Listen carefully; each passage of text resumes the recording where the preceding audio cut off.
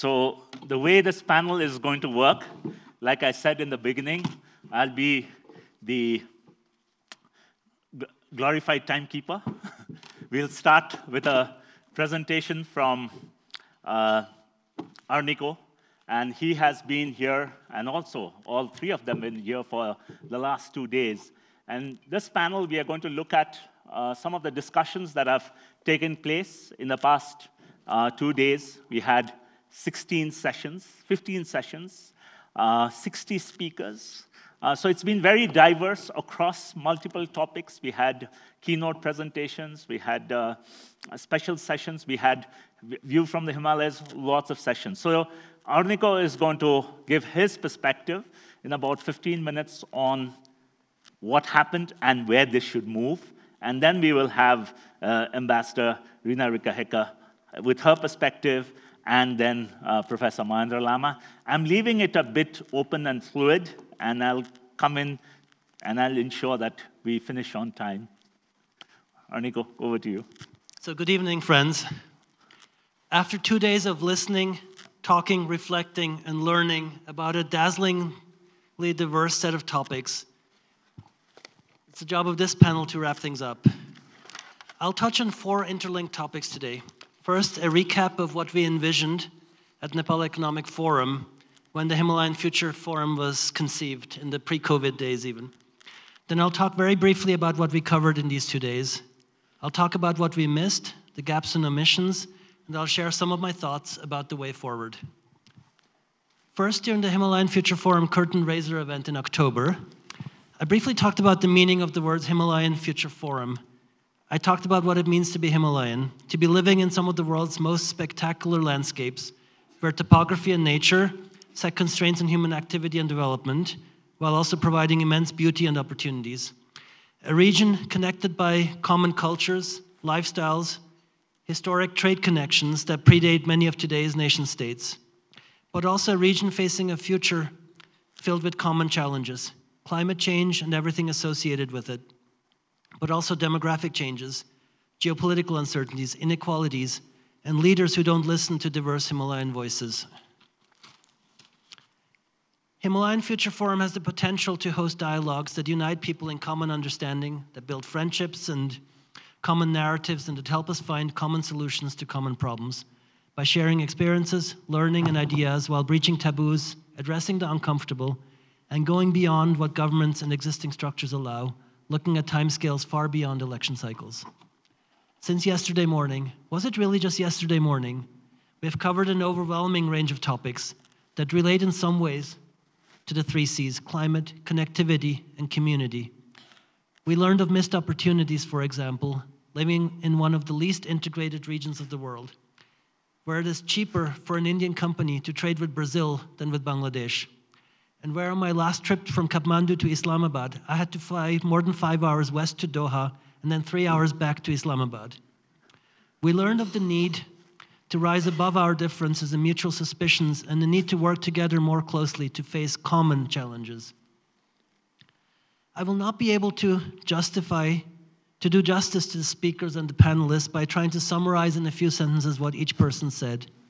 But after we go home today, we should all reflect on what we learned from these 2-day conversations about connectivity, about tourism, green finance, various different aspects of development, agroecology, preserving indigenous medicine, food, and languages, about insurance, digital connectivity, the role of art, culture, and literature in building a common narrative and common understanding.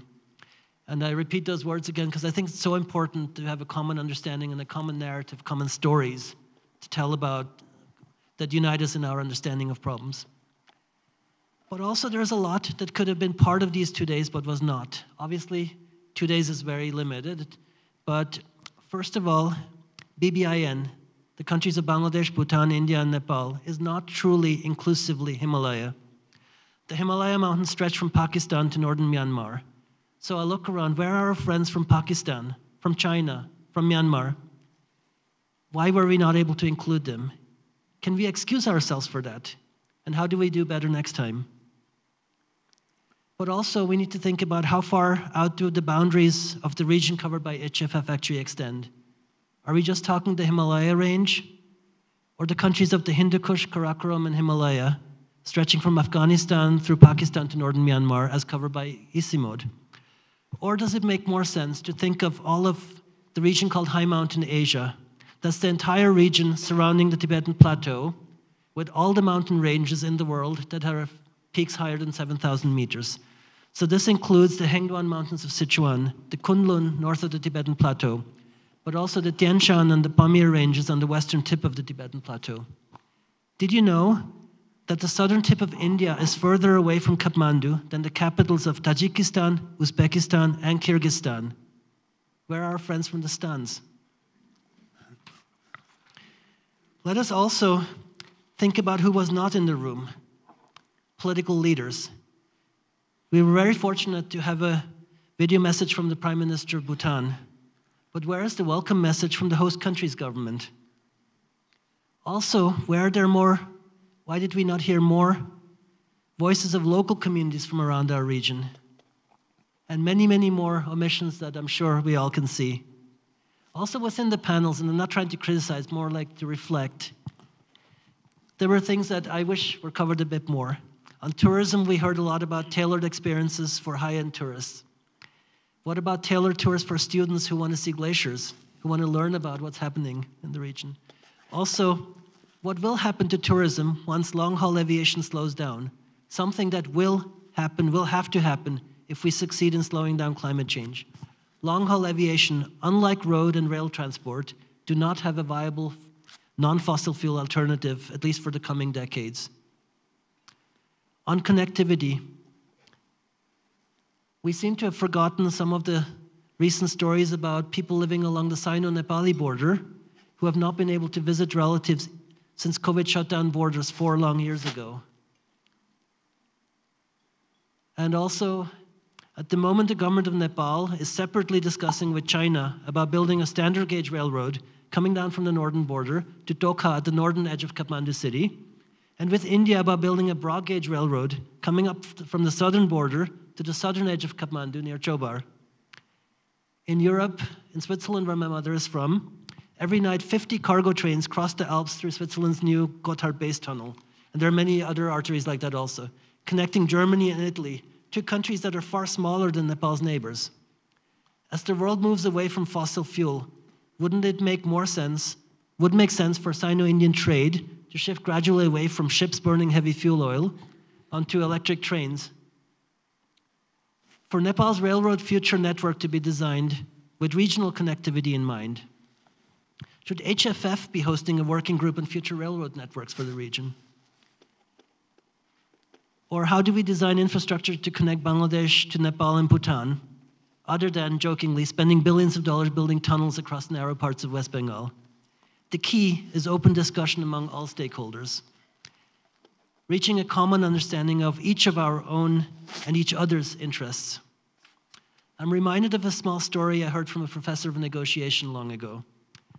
There were 2 brothers living on an island with a fence running down the middle. And right on the fence, there was one orange tree that grew 1 orange fruit.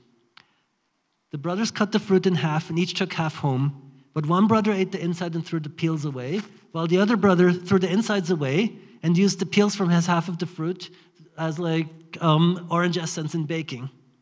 If only they had talked to each other, the first one could have had all of the insides and the second one could have all of the peel. There's a lot for us to learn from this, and why dialogues are important and why negotiations don't have to be zero-sum games. Himalayan Future Forum can help us understand each other's needs and wants far better and with far more nuances than we can learn from our media. But our world is also more complicated than 2 brothers on an island. We have tiger-sized countries and rabbit-sized countries. How do we build a Himalayan Future Forum that overcomes some of this? One of the keys I see is building people-to-people interactions. As individuals, we're all equal here. HFF needs to work on building friendships, trust, common narratives that transcend our borders, current geopolitics, and short-sighted self-interest of our current leaders. We need to be looking at the future, decades into the future, not just the next couple of years. We face many common challenges in the region, climate change and cascading disasters, but also other seas, conflict, COVID, corruption. and challenges that start with other letters also. Outmigration from mountain communities, air pollution, religious fundamentalism, and in some of the countries, an increasing intolerance for diverse views. We're lucky to be meeting in the most open and most free capital of South Asia, where we can have another see courage to speak out. And on this note, let me call out one ambassador who was here earlier today, whose Range Rover had his engine idling for hours because the driver wanted to sit in air conditioning, and despite reminders, he turned the engine back on. As we heard earlier today, we all have a part to play to address climate change and air pollution. With the worrying future we face, we have no choice but to build a daring Himalayan Future Forum, where the youth of the region unite to imagine a better future and plant seeds today of ideas that will sprout out and grow in coming years and decades. A decade from now, let us look back and evaluate Himalayan Future Forum, not on the basis of how many meetings we hosted, but on what kind of outcomes came out of it. What seeds that got planted at Himalayan Future Forum actually grew into trees. We will and we can work together to plan and to build a Himalayan Future Forum that helps us build a better future for the Himalaya region. Thank you. Thank you, Arniko, for your remarks, and I really value the feedback. And I think this was the Himalayan Future Forum was a phrase I think Arniko was responsible coining about 4 years ago when we were thinking of how we take we were just ideating, and that's what and this was a pre-COVID discussion, and then we said we have to make it happen. There are a lot of our former team members who were, I can still recall Sadiksha saying, Sri Manjari Tamarkar, and others who were working, and then we were ideating on how to take this ahead, and then the COVID happened. But we are happy that we could host it, and I do take a lot of these feedback seriously, and we will work together on this, and I'll have some comments at the end. So I'll move on to our next commentator, Ambassador Rina Heka, Ambassador of Finland to Nepal. Rina, with you. Thank you very much, Sujeeb, and thank you, Arniko, for also paving the way for the last concluding remarks. Since this is the concluding session, I also have to congratulate the organizers, especially you, Sujeeb, for facilitating this platform. We have had really, I would say, remarkable discussions, a very vibrant atmosphere here, a lot of visions, solutions, a lot of data and evidence that is needed, and also a quite open discussion on the challenges that are on the table. So really valuable platform, proves its case, and I would also like to thank each and every panelist and speaker. Everyone has been just outstanding, really creating the atmosphere of this forum. So congratulations for that. Let me also focus on just some key takeaways, quite pragmatic takeaways. I think I've been listening to these discussions through the lenses of diplomacy and the lenses of development cooperation. Finland has been working with Nepal from the 1980s on development cooperation and our portfolio. So let me concentrate on 3 points. Yesterday it was mentioned that that is the maximum that you can handle, and actually I believe the same. 3 points is all you can handle and really make a memory lane through. So let me concentrate on 3 fundamentals, quite pragmatic ones. The first is stories and storytelling. Now the power of that has really been going on yesterday and the whole of today through very many different perspectives. And this is something that I would like to underline. We also actually use storytelling as a method in our development cooperation here in Nepal, together with UN Women. So in our gender work, we are looking into identifying discriminatory norms, how to look at them, how to make a change, how to learn, how to also change our ways of working and ways of thinking. And we often see that stories have to have a certain outcome. That's true, but I would also argue that the process itself of storytelling is really important. So it's actually a superpower, and it's transformative. So when we look ahead, we strive for change it can really make a difference. So just underlining the superpower element of stories and storytelling from different kind of perspectives and using it in a strategic way. And actually, my second point relates also to partnerships. This platform has proved its case. We've been discussing very many elements of partnerships, and there's no one size fits all. But what I challenge us all to really focus on is think also out of the box. What kind of partnerships are needed? Who can we pull together? For example, the value of communities was raised here in several speeches, and that is something that we see as a strength in Nepal when working with the government of Nepal. So really looking at the partnerships, how can we broaden them? How can we utilize the momentum, and how we can take partnerships forward in a very ambitious way? And actually what was missing in our discussions a bit was also that partnerships require trust and commitment. So focus very much on how we can have the trust there in different kind of partnerships. And then my last point, the third point, not more, as I promised, is basically on youth. Youth participation and youth engagement. We very often have meetings and forums that we talk about the youth, but not so much with the youth. So the engagement is of utmost importance. For example, the European Union has a format called Youth Sounding Board, also here in Nepal, and I think it's an excellent format.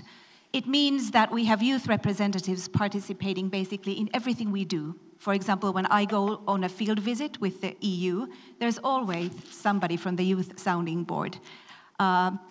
Really side by side participating, asking questions, analyzing, giving feedback.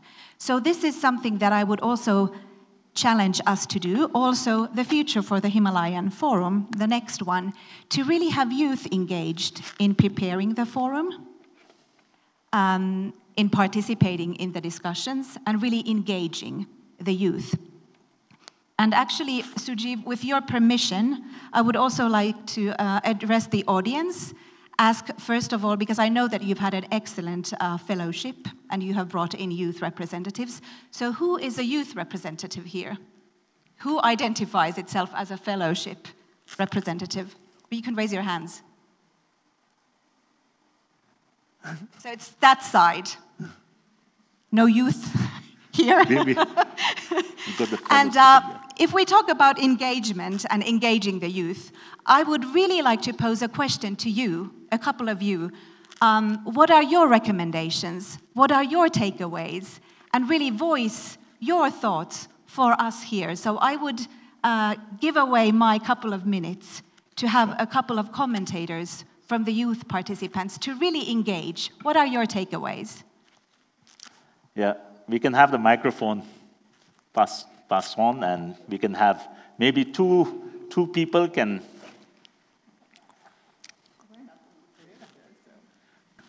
My name is Sagar. So I've been speaking a lot since today, so pardon me more for my speaking. So I feel like this session, this today's session has been really wonderful, especially from my understanding of Himalayas and with the 3 C's, climate, community, and connectivity. So it was like an intersection of diverse perspective in one forum, and that was very wonderful. And I have been to several forums. We talk about mountains, we talk about oceans, different things. But I had never been to a conference or summit which were directly linked with Himalayas. So I think this is a really good initiative, and the focusing on Himalayas is, and Nepal being a Himalayan country, so it is very crucial, and mountain matters for everyone. And I think one of the things that I wish that, one or two things I wish is, one is like, I could not see any youth panelists there. So it also depends upon whom do you call youth, but I hope to see any under 30 people in the panel. So being just only youth fellow and just being some youth in organizing committee doesn't mean it is youthful. So we need more and more youths in the panel. And I think one thing that was not present in this, I think was, I think, was maybe from government agency. So I think maybe one representative or from government perspective on how we should take this thing about Himalayan mountains, I think that will be the icing on the cake. So, but nonetheless, it was a really wonderful, and I want to thank Sujit sir and whole team for this wonderful 2 days opportunity of networking, learning, connecting. Thank you.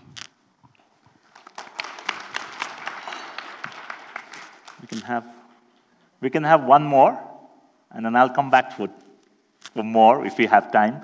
But one more intervention. Yeah? Yeah? And no gender bias. No gender bias, please.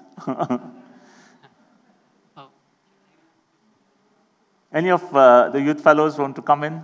So I asked the female participants, and they said no. So just so that we're clear. So please allow me some liberty as I try to articulate what I'm thinking, right? So this is not scripted. So he already mentioned the good side. Can you stand up and introduce yourself? Of course. So my name is Suman Gyawali, and I'm really lucky that you have me here as a youth fellow. As my friend mentioned, we are oftentimes left out of the conversation itself, right? So what stakeholders do is they use the word care as in public relations, and they don't really care about involving the youth. And I believe this was different in the sense that you had us here. And again, I would like to use this opportunity to extend my gratitude to people who funded us so that we could be here. I think one criticism is that I found some of what was discussed to be extremely niche and inaccessible to young people, right? So it was as if it was really difficult for us to understand what was being talked, especially some speakers spoke like that. One of the reasons why we're here is to educate ourselves so that we can grow. And if people are going to speak in verbose terms using jargon, I think not just us, every other people except that specific industry, it's difficult to understand. So I think one thing you could improve on is the accessibility of how you communicate. Thank you. Thank you. Wonderful. I think wonderful comments, and I'll come back to address some of those in the end. But quickly on the youth process, I think when we are invited for panels, I think Arniko would also agree with me. We are generally the youngest of the lot, and they'll say young people like you should be in panels. So we should be the last ones to be in the panel. So that's how Nepal is, because 6% of the population above 65 hold 90% of the positions. So that's the reality we live in. So in that case, I think what we had consciously tried to do with the team is to ensure that at least 40% of our panel is under 40 and 40% women. So that's something that we have tried to do. We have not been successful, but that is something that we always get accolades for. As far as government agencies are concerned, there are challenges. One is that there is very protocol-driven. So if I would find a very nice, there was an excellent undersecretary that I would have loved to get her in the panel. But then to get her, the process is that the secretary would want to come, or her boss would want to come. So it's very challenging, one. The other is when you want to get the senior people, they want all the formalities that we at Nepal Economic Forum generally avoid. That is, garlanding, having them sitting in sofas. That's something that we have consciously not done. So that's one of the reasons when I was talking to one of the secretaries and they said, oh, you let us sit in the side. I don't want to come. And that's what the sort of response we get. But we are working on it. One of the panels, we did have government representatives, and hopefully many of the people who have been coming here, some of them would land up in government, and these things would change in the future. Hopefully, we hope for the best. Okay, with that, thank you. Any additions, Ambassador, you have to make? Yeah. Thank you very much for the youth representatives. I think I will end here to have the youth voices out there. But thank you. Thank you, everyone, for the excellent 2 days. And Thank you, Ambassador. I think I would like to thank her on 2 counts. I think she was one of the first ones I started to discuss on the Himalayan Future Forum. I remember it was over lunch, and she was so excited. She actually got a couple of diplomats for dinner, and she was one of the biggest, I would say, the propagants of Himalayan Future Forum. That was one. And the second is that this sort of the concept of the setup for the stage that is concerned. I think when she hosted the National Day, she did it very differently, and she had products showcased, and she had different samples of meals, and it was one of the most innovative National Day celebrations we see, because National Day, people, country GDPs have multiplied multiple times, but the way National Day is celebrated hasn't changed much.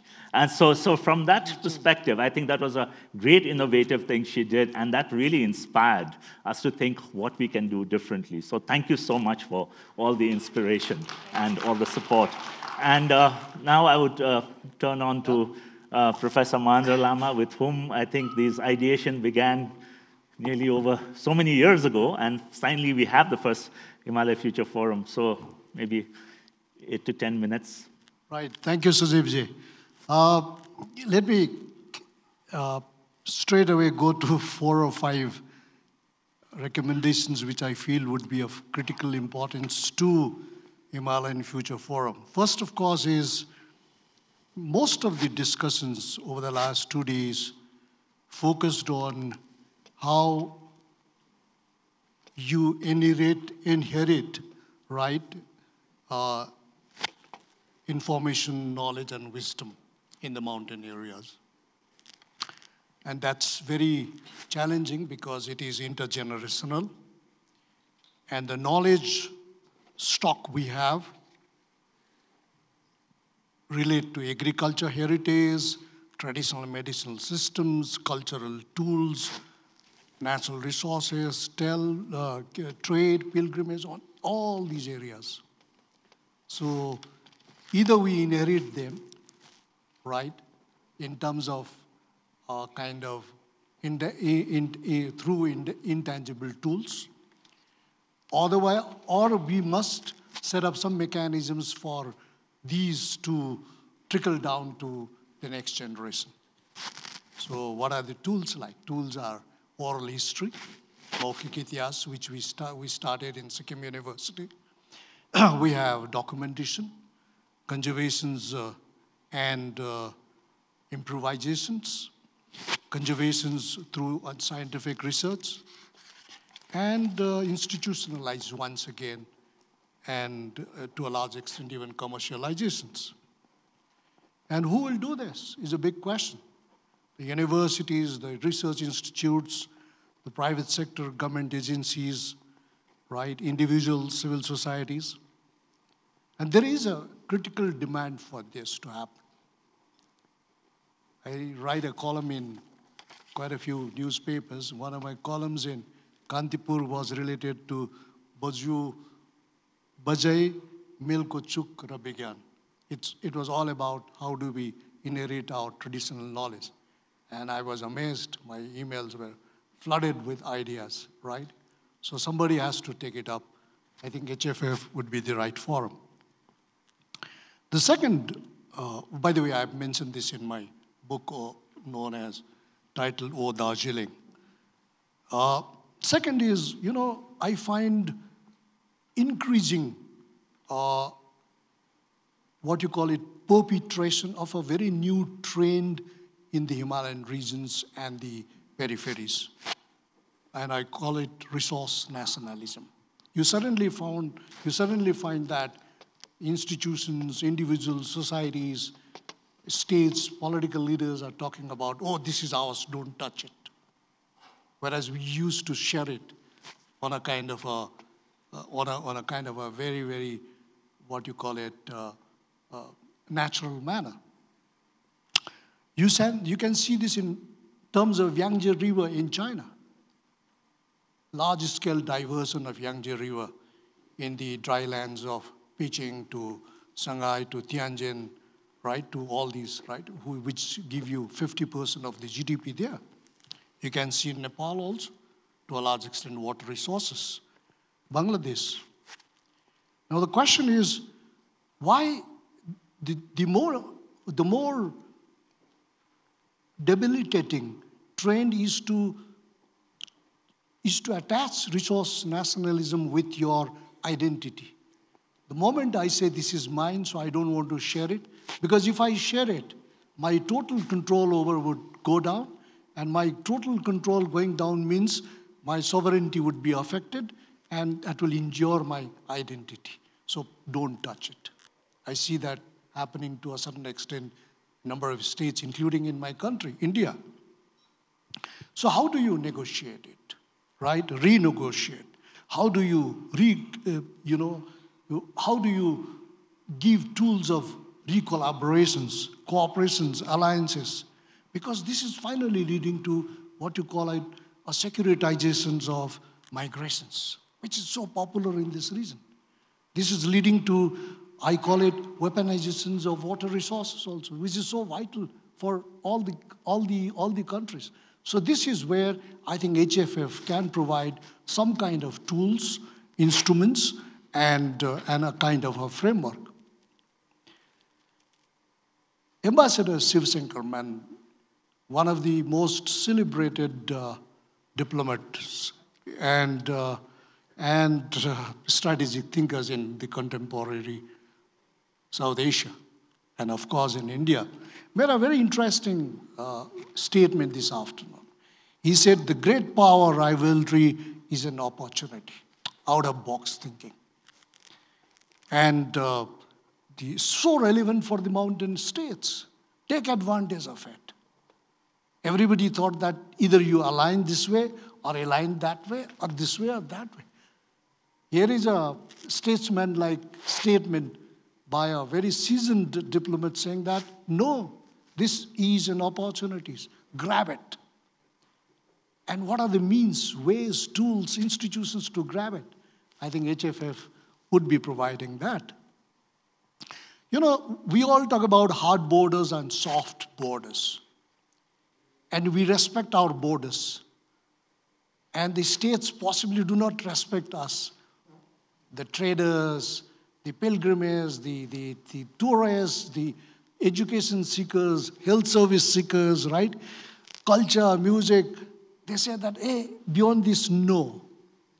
But the events which do not respect the hard borders, they are respected again.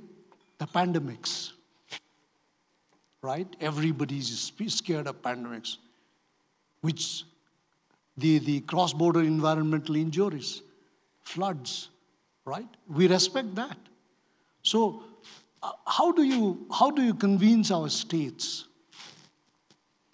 the institutions of governance, that hard borders should be converted into soft border or transformed into soft borders for activities that gives us win-win situations for the people and the communities? Well, my last point is, today Nayantara ji spoke about stories, Nima ji talked about ramen and sochu, right? Many of the South Asians talk about BTS, right? And Jungkook, and so many, you know. But all this, what do these indicate? These indicate that something is flowing to this region.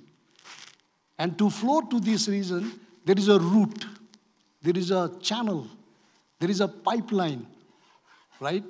And everybody only says that, okay, it's fine, let's enjoy. Food too, technology too. But has somebody thought about how do you use the same channel, same routes, same pipelines to say our stories also?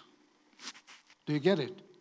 Let's use that, right? Our stories about our designs, our fashions, our stories about dhiro, our stories about slow foods in the mountains.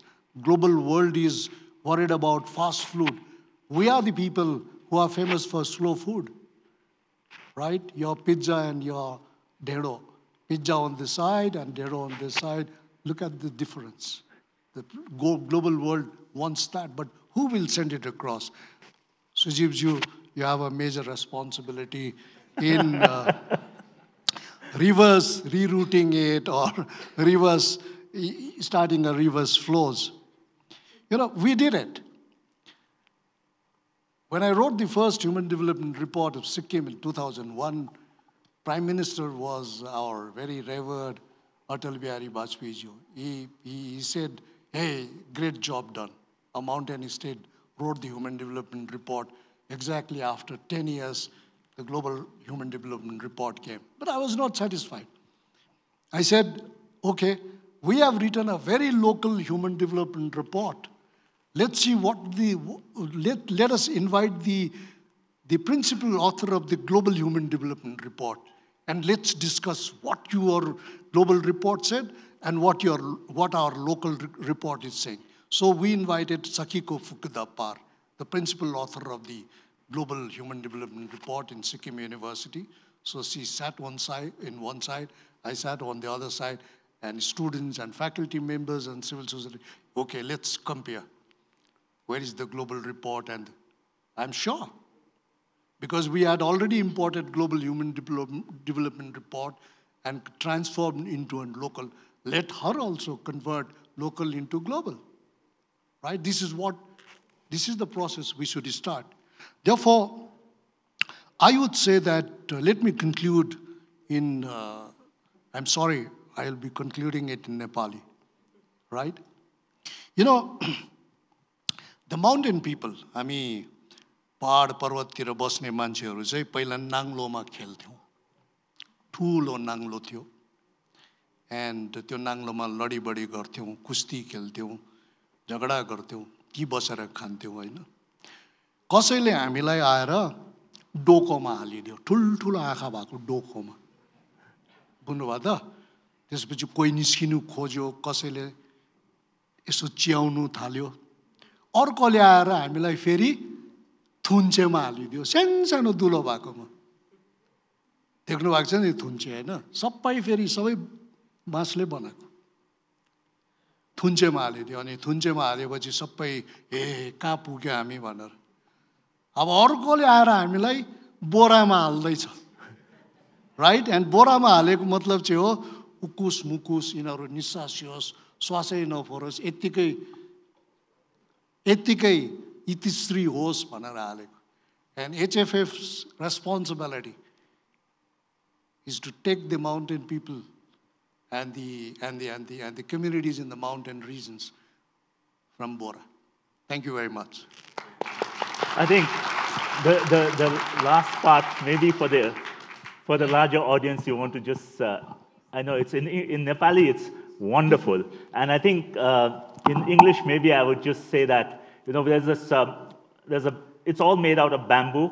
So this is this large, we call it namlo, which is, you know, used to sieve things. So from there, you put people there. So there's little holes. Then you put in a doko. Doko is something that's large hole you carry at the back.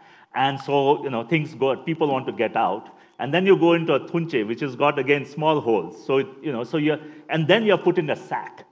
So now what Professor Lama is saying is that HFF has the responsibility of taking the mountain people out of the sack into the open and can think openly. Thank you very much for your remarks. And so what I'll try to do is 2 or 3 interventions I would make, and I would ask the panel to step down after that, and we have a few minutes of formalities of thanking people. So I think thank you for all the remarks, and thank you for the patient hearing for 2 days. It's not easy to be listening to 2 days and through this forum and noting and figuring out, and then you literally have 5 to 7 minutes to talk about it. Thank you, all 3 of you, Arnika, Professor Lama, and Ambassador Hedka. But some of the things that's coming into my head is that we talked about 3 C's, climate, community, and connectivity. And I think 3 dimensions of 3 more C's we have to add as new dimensions to look at it. So we are talking about common stories, we are talking about conversations, and I think we are talking about cuisine. So that's the 3 new C's we'll have to perhaps explore. The other is, I think, in the sessions in the morning, and what's coming out is the diversity of languages, and perhaps one of the Himalayan Future Forums could be where somebody is speaking in Tamang and Nyawa or in Dzongkha, and we can, have that conversation in a single language where people can listen to what happens in Europe, where you have simultaneous translators translating into different languages. So perhaps that could be one of the ways to look at it, which also brings about one of the comments that came from the floor in terms of perhaps when we are talking to moderators and speakers for the next forum, we would need to tell them that this is the audience mix. We have young people. Because as somebody who does a lot of work on pitching and marketing, I think audience is important. And at many times, when we come on the stage, I think we forget who is our audience and how much our message goes and gets communicated. So that's one of the things. And I think, Arniko, we've got a lot of work to do on groups, forming groups, and to see how this moves forward, forming partnerships. Definitely the youth fellowship is last night with Deopriya, with Ambassador Tariq Karim. We've already discussed, and we are trying to, with Shiv Shankar Menon also, we were discussing as to how we take the youth fellowships ahead. We were looking at how now Ashoka University can get involved with this. So there's a way in which the group we have created here gets institutionalized and gets engaged. So we'll see that we can meet once every 2 months or something, even not in person, virtually. So that's something that we want to take this process ahead. And I think one of the key messages that's coming out is HFF. I always look at opportunities at a personal level. And when we say people in Nepal say there's a challenge in Nepal, and I say political uncertainty is the only constant, so let's work around that. It's the same thing like what today in the keynote that came out, and what Professor Lama also emphasizes, that whenever there's geopolitical sort of stress, there are opportunities. And perhaps HFF has tremendous opportunity to engage in that group. So thank you very much, all 3 of you, for your remarks, and I would request you to step down. And we have about 5 minutes of final thanking to do, so please bear with us for that. Thank you very much. Thank you very much, Jim. Thank you so much. Okay, so can we have the final set of slides up? And thank you so much. So we have the final set of slides rolling. Can we have the second slide, please, Suan? So no event is possible without the contribution of a lot of our partners. So GRAPE is one of our partners, Purak Asia, and we have today a delegate from Mongolia who's been listening to us for the past 2 days, Himalayan Everest Insurance Limited, and our partner, National University Singapore Institute for South Asia Studies, where Pushpa was representing. I have an affiliation there, and ISS Private Limited, who has been great support for this. Can we go to the next slide, please? We have supporters. So the way we did was that we had people who were sponsoring tables, who were sponsoring meals, and so we have NMB Bank, Nabil Bank, Global IME Bank, the Nepal Renewable Energy Program of the UK, AID, Asia Foundation. We had Penguin Random House. So you are getting copies of books, and if you have not got a copy of the book, please ask folks at the reception in the end. And the internet was running very well because we had WorldLink as our internet partner, and Dwarika Hotel. I wanted Ambika Di to be here to speak, but she had to leave, and she was very kind enough to host the first dinner for our international delegates, one of the most vibrant experiences in Kathmandu when we are talking about cuisine at the Krishna Arpan restaurant. She was very kind to host, and she's been a great supporter of the work we do. So we have speakers from multiple. We had 60 speakers. I don't want to read out, but a collage of, this will be put up and shared with you, collage of the different institutions that the speakers represented. And And so the way this worked is that you saw the beautiful Himalayan Future Forum, which we call it the anchor art. That's the main theme was Dai Pavitra Tuladar, and that was taken by different team members. And you saw from speaker badges to brochures, so this design is being derived from that. The art coordination has been done by Swasti Rajbandari Kayastha. Unfortunately, she's not here. And we saw the curation of work of Susan Dongol, Pujan Kesi, and Binod Pradhan, and the video curation with, on the other side, if you saw, was by Nayantara Gurung Kakshapati and Photo Circle team. So this is also a new way of bringing in art and a new way of starting conversations around that. So, okay, so this is what we do. I think I'm running around, but you can't do this without having a big team behind you. And I always, as a tradition, I would request the team members to come up on stage, and they will take a bow and please, sort of applaud in the end. So I was convening this. A coordinator is Nasala Prajapati, who was the coordinator of Himalayan Future Forum. So I would just request you to come up. There's Anushka Shrestha, Soyasha Shakya, and Sukriti Shrestha. So they were part of the secretariat team. And the B team members involved is Adish Gorkhali, Alpa Shakya, Bibhuti Kharel, Chandni Thapa, Manika Maharjan, Padma Magar, I'm not sure she's around, Rojesh Bhakta Shrestha, Sanjit Tuladar, Sonam Dolkar Bhutia, Suhan Sakya, come from the ISS team, who's become part of our team, Ajay Kharki, sure he's around, Aisha Kumar, Bambadur Jirel, Mahotsav Pradhan, Padam Bajacharya, who was managing our video and this feed for the past 3 days, Prakriti Adhikari, Raju Dantuladar, Sagar Jankarki, Subhangini Shrestha, Sudiksha Tuladar, and Urja Gautam. So that's the team that we managed to pull this through. A round of applause. And let's take where's our photographer? Let's take a group photograph. Thank you so much. So for the international delegates, there are shuttles that are going back to the hotel, and the speakers. There's a speaker and the international delegates dinner at the Dishiling restaurant at 7 p.m. So we look forward to the next Himalayan Future Forum. So can we have the dates up for the next Himalayan Future Forum? So we'll see you next year, February 21 and 22, 2025. The second Himalayan Future Forum will take place in Kathmandu, but we are coordinating with Professor Mahendra Lama for something in Sikkim this year with Chiring Sige. We hosted an event in June 2023, a small one in Thimphu. We would continue to do that. Ambassador Tariq Karim and Devpriya are hoping to host something in April in Dhaka. So we would want to complete the BBIN circle before we meet next year.